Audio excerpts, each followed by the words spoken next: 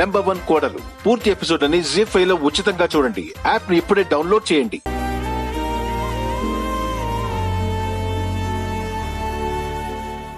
రాహుల్, నీ కార్లోకి ఆ పేపర్స్ ఎలా వచ్చాయో ఐడియా ఏమైనా ఉందా?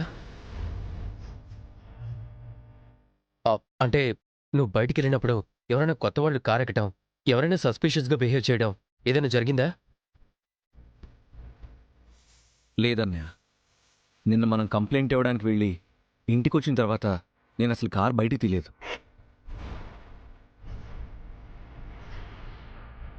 అంటే ఇంటికే వచ్చి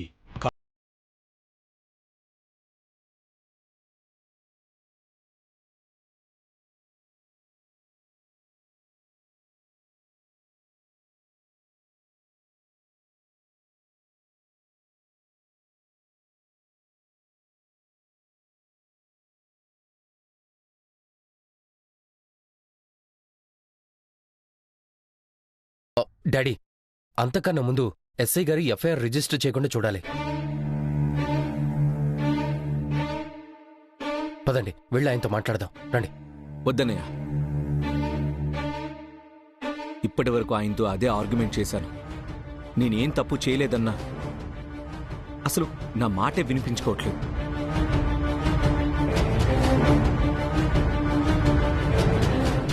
రాహుల్, ఒకసారి మేము మాట్లాడి చూస్తాం.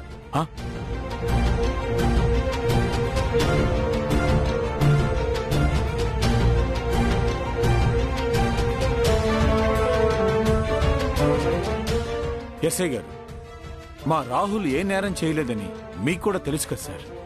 దయచేసి విడిచిపెట్టండి. నిజ నిరూపణ లేనిది చట్టపరంగా నేనేం చేయలేని స్థితిలో ఉన్నాను సార్. దయచేసి నన్ను కూడా అర్థం చేసుకోండి.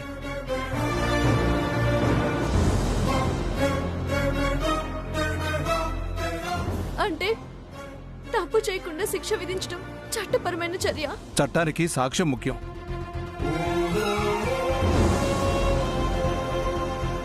రాహుల్ కారులో దొరికావి కదా అవి.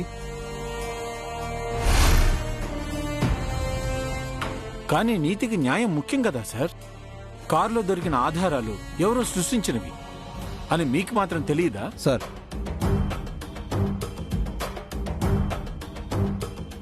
మీరు మాట్లాడే ఎమోషన్ నాకు అర్థం అవుతుంది. నేనేం చేయలేను sir.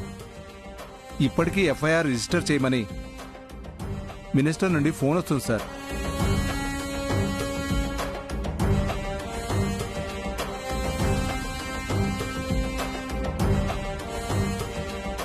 Sir sir sir sir please sir, వద్దు సార్.